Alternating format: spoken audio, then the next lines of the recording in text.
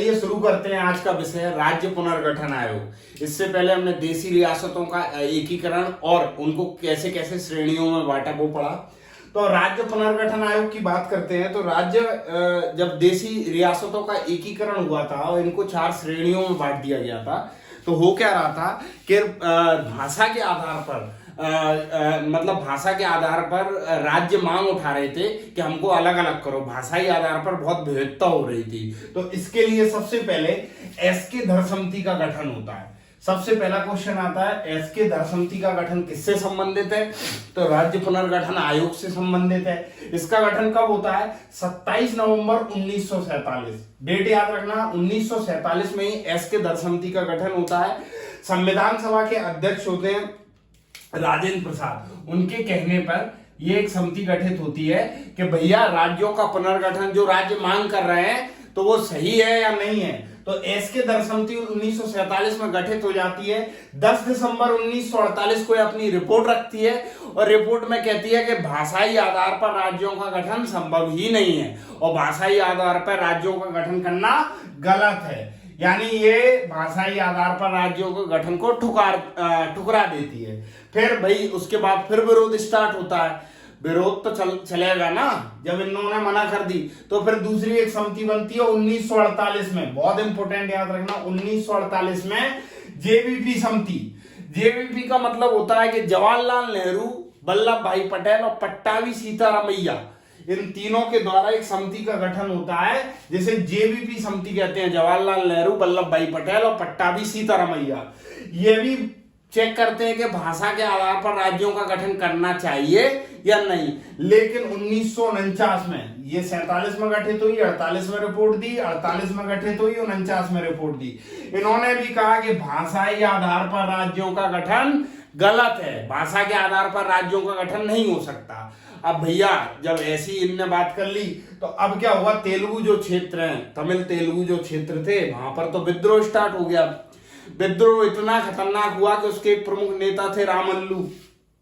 ठीक है, और रामल्लू क्या हो गए? अनशन पर बैठ गए, आमरण अनशन पर। अब आमरण अनशन पर जब बैठ गए तो शायद 57-58 दिन के अंतराल में उनकी हो जाती है मृत्यु 1952 में। उनकी मृत्यु जब 1952 में हो जाती है तो उनकी मृत्यु जब 1952 में हो जाती है तो जो आंदोलन था वो हिंसक रूप ले लेता है। तो क्या होता है? सरकार पर दबाव हो जाता है। सरकार मतलब कहीं ना कहीं सरकार पर दबाव हो जाता है। उसी समय हम आजाद हुए थे, आजादी के बाद इतना बड़ा आंदोलन, देश के अंदर के लोग ही विद्रोह कर रहे हैं, सड़कों पर उधम कर रहे हैं, गाड़ियां जला रहे हैं, इस तरीके का आंदोलन तो आंदोलन होता है। तो क्या होता है? फिर सरकार निर्णय लेती है कि 1 अप्रैल 1953, ये डेट 10वें एग्जाम में पूछी गई है। 1 अप्रैल 1953 को आंध्र प्रदेश का गठन होता है भाषाई आधार पर।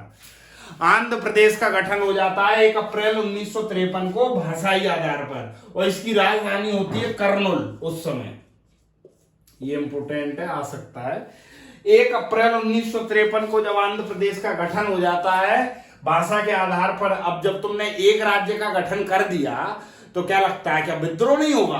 फिर जगह जगह से आवाज उठने लगती है कि भैया हमको भी आजाद करो, मतलब हमारा भी अलग गठन करो भाषाई आधार पर, भाषाई आधार पर। तो होता इसका परिणाम जो होता है कि 22 दिसंबर 1953 को राज्य पुनर्गठन आयोग का गठन किया जाता है। 22 दिसंबर 1953 को राज्य पुनर्गठन आयोग का गठन किया जाता है।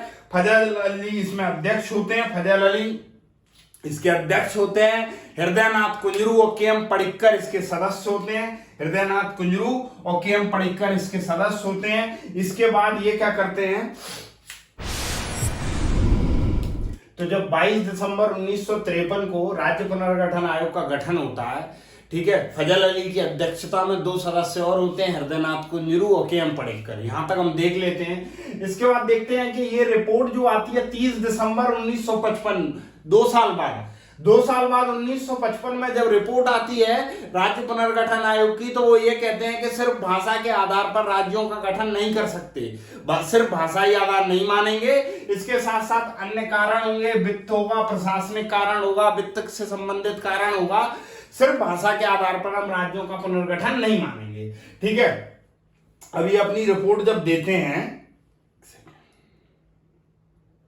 ये अपनी अब रिपोर्ट जब देते हैं तो रिपोर्ट में क्या करते हैं कि 16 राज्य बना लो और 3 यूनियन टेरिटरी। यूटी का मतलब होता है यूनियन टेरिटरी यानी केंद्र शासित प्रदेश। तो 16 राज्य बना लो, 3 केंद्र शासित प्रदेश बना लो। ये कौन सिफारिश देता है? राज्य पुनर्गठन आयोग। ये सिफारिश कौन देता है? राज्य पुनर्गठन आयोग। अगर क्वेश्चन आता है कि राज्य पुनर्गठन आयोग ने कितने राज्यों कितने केंद्र शासित प्रदेश बनाने की सलाह दी थी या वो दिया था, अपना विचार रखे थे, तो 16 राज्य और 3 केंद्र शासित प्रदेश। अब भैया ये तो दे दिए, अब सब चीजें सलाह के हिसाब से नहीं मानी जाती ना। तो अब होता क्या है, जब सरकार रहती है वो क्या करती है, पहले तो 7वां संविधान संशोधन, एसएस का मतलब होता है संविधान संशोधन।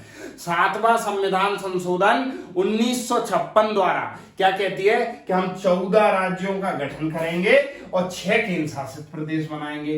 अगला क्वेश्चन ये आता है कि जब 7वां संविधान संशोधन हुआ था तो कितने राज्यों का गठन और कितने केंद्र शासित प्रदेशों का गठन हुआ? तो 14 राज्य और 6 केंद्र शासित प्रदेश। तो वो 14 राज्य कौन से होते हैं आप देख लीजिए। जम्मू कश्मीर सबसे ऊपर, उसके बाद फिर पंजाब, पंजाब के बाद ये 4-5 राज्य ऐसे जैसे यूपी, एमपी, राजस्थान, बिहार, ये पूरा बड़ा क्षेत्र। इसको ऐसे भी आप मैप से उससे बता दूं आपको, जैसे ये है, ये जम्मू कश्मीर हो गया, फिर उसके बाद ये पंजाब हो गया, फिर उसके बाद ये राजस्थान, एमपी और क्या बोलते हैं यहां पर बिहार ले लो और यूपी ले लो। ये यूपी हो गया, ये बिहार हो गया, तो ये पूरा एक बड़ा प्रांतीय हो गया। तो जम्मू कश्मीर, पंजाब, यूपी, एमपी, राजस्थान, बिहार। इसके बाद यहाँ पे उड़ीसा ले लो, इसी के ऊपर पश्चिम बंगाल ले लो। मैप से दिमाग में रखना, ये उड़ीसा हो गया, पश्चिम बंगाल हो गया, फिर इधर ये पूरा क्षेत्र मद्रास, मैसूर, केरल, आंध्रा, आंध्रा पहले लिखना था, आंध्रा लास्ट में लिख गया, केरल लास्ट में, सबसे लास्ट में केरल हो गया। ठीक है, तो इस तरीके से ये 14 राज्यों का गठन कर दिया। अब 6 जो केंद्र शासित प्रदेश है उसमें हिमाचल प्रदेश, क्वेश्चन अगर आए हिमाचल प्रदेश पहले क्या था तो केंद्र शासित प्रदेश था। फिर दिल्ली, ये नॉर्थ ईस्ट जो पूरब के राज्य हैं, मणिपुर और त्रिपुरा, अंडमान निकोबार 5 और अन्य द्वीप समूह जैसे लक्षद्वीप वगैरह हैं, वो पुडुचेरी वगैरह हैं। तो ये 6 यूनियन उसमें बना दिए गए, यूनियन टेरिटरी 6 बना दिए गए, 14 राज्य बना दिए गए, 6 यूनियन टेरिटरी बना दिए गए। ठीक है, अब इसके बाद बात करते हैं आगे।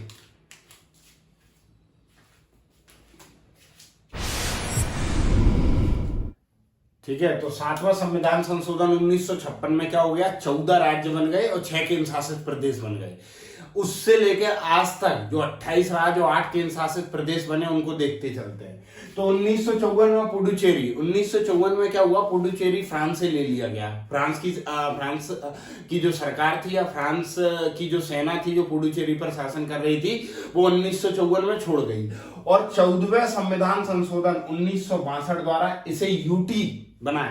पहले इसे क्या शामिल किया गया, अर्जित क्षेत्र के रूप में, पहले अर्जित क्षेत्र के रूप में शामिल किया गया। फिर 14वां संविधान संशोधन 1962 में इसे केंद्र शासित प्रदेश बना दिया। इसके बाद जो था 1960 में क्या हुआ, बंबई जो था, पहले बंबई एक प्रांत हुआ करता था, फिर बंबई को 2 भागों में बांट दिया। भाषा के आधार पर भी कह सकते हैं, प्रशासन के आधार पर भी या वित्त के आधार पर। एक गुजरात हो गया और एक जो महाराष्ट्र है, ये 2 राज्य बन गए 1960 में। ठीक है, डायरेक्ट क्वेश्चन आता है इसमें से। फिर 1961 में दादर एंड नागर हवेली, जिस पर किसका अधिकार था, पुर्तगाल का। दादर एंड नागर हवेली पर किसका अधिकार था, पुर्तगाल का। फिर दादर एंड नागर हवेली जो है 10वां संविधान संशोधन 1961 में इसे भी यूनियन टेरिटरी यानी केंद्र शासित प्रदेश बना दिया गया। ठीक है, 1962 में गोवा, दमन, दीप, ये भी पुर्तगाल में पता। देखिए एक मैप में समझ लीजिए, जैसे ये भारत का मैप है, ठीक है, ये देखिए ये गोवा, दमन, दीप, ये हिस्सा है, ये पुर्तगालियों पर था पहले। ठीक है, ये पुर्तगालियों, और यहीं पर पुडुचेरी के 3 भाग रहते हैं, 2 यहाँ एक यहाँ, तो ये फ्रांस पे था। तो ये जो गोवा, दमन, दीप जो है ये 1962 में भारत का संघ क्षेत्र, वो भारत के अर्जित क्षेत्र में आया। फिर 12वां संविधान संशोधन 1962 में इसे यूटी बना दिया। कब, 12वां संविधान संशोधन 1962 में। लेकिन अब याद रखिए, जैसे आप बोलेंगे कि सर गोवा तो अभी राज्य है, तो 1987 में गोवा अकेले को पूर्ण राज्य का दर्जा दे दिया था। ठीक है, 1963 में असम से नागालैंड को अलग कर दिया। 1963 में असम से किसे अलग कर दिया? नागालैंड को। फिर 1966 में पंजाब के दो बना दिए, एक हरियाणा बना दिया, एक पंजाब बना दिया। इनकी राजधानी क्या रख दी? चंडीगढ़। इसकी राजधानी क्या रख दी? चंडीगढ़। 1966 में पंजाब को दो, एक हरियाणा एक पंजाब, इनकी राजधानी क्या रख दी? चंडीगढ़। फिर 1971 में हिमाचल प्रदेश। देखिए आपने देखा होगा पिछले अभी जो वीडियो में मैंने बताया कि जब भारत जब क्या बोलते हैं राज्य पुनर्गठन आयोग की सिफारिश हुई थी, तो उसके बाद जो भारत के जो राज्य बने थे वो राज्य थे 14 राज्य और 6 केंद्र शासित प्रदेश। 14 राज्य और 6 केंद्र शासित प्रदेश। तो जो 6 केंद्र शासित प्रदेश में थे उसमें से एक था हिमाचल प्रदेश। तो अब हिमाचल को 1971 में क्या कर दिया? पूर्ण राज्य का दर्जा दे दिया। हिमाचल को क्या कर दिया? पूर्ण राज्य का दर्जा दे दिया। फिर 1972 में मेघालय राज्य बना। 1972 में क्या राज्य बना? मेघालय। 1972 में मेघालय बना। 1972 में मणिपुर और त्रिपुरा, ये भी उस समय केंद्र शासित थे जब 14 राज्यों 6 राज्यों का गठन हुआ।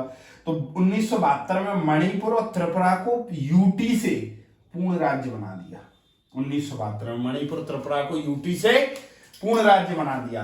अब बात करते हैं 1974 की कहानी। हम पहले भी देख चुके थे भाग 2 के अंतर्गत कि सिक्किम को पहले संयुक्त बनाया, 1975 में पूर्ण राज्य का दर्जा दे दिया 36वें संविधान संशोधन के तहत। फिर 1975 में ये ARP का मतलब है अरुणाचल प्रदेश। अरुणाचल प्रदेश को यूटी बनाया था, यूनियन टेरिटरी। अरुणाचल प्रदेश को 1975 में अरुणाचल प्रदेश क्या बना था? यूटी। और 1987 में इसी को पूर्ण राज्य का दर्जा दिया, अरुणाचल प्रदेश को। समझ रहे हो? पूर्ण राज्य का दर्जा दिया। फिर 1987 में मिजोरम राज्य बना एक अलग। और मैंने यहां बोला था गोवा को पूर्ण राज्य का दर्जा।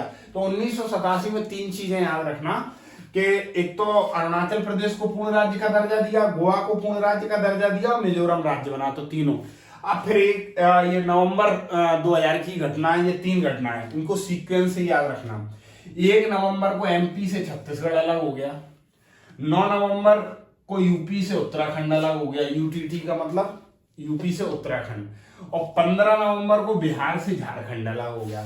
1 नवंबर को क्या MP से छत्तीसगढ़ अलग हो गया, 9 नवंबर को यूपी से उत्तराखंड अलग हो गया, 15 नवंबर को बिहार से झारखंड। अब इसके बाद बात करते हैं फिर इसके 13 साल बाद 2 जून 2014, ये डेट हमेशा आती है। 2 जून 2014 को AP यहां पर आंध्र प्रदेश से तेलंगाना को अलग कर दिया। आंध्र प्रदेश से तेलंगाना को अलग कर दिया। इन दोनों की राजधानियां को हैदराबाद को इन दोनों की राजधानी बना दी। ठीक है, 2 जून 2014 को आंध्र प्रदेश से तेलंगाना को अलग कर दिया। फिर इसके बाद बात करते हैं 31 अक्टूबर 2019। इससे पहले क्या था? जम्मू कश्मीर विशेष राज्य का दर्जा प्राप्त था। अब जम्मू कश्मीर का क्या कर दिया? विभाजन 370 के कुछ प्रावधानों को निरसित करते हुए एक लद्दाख बना दिया और एक जम्मू कश्मीर बना दिया। और इनको बनाया क्या है? UT, यूनियन टेरिटरी बना दिया। क्या बना दिया?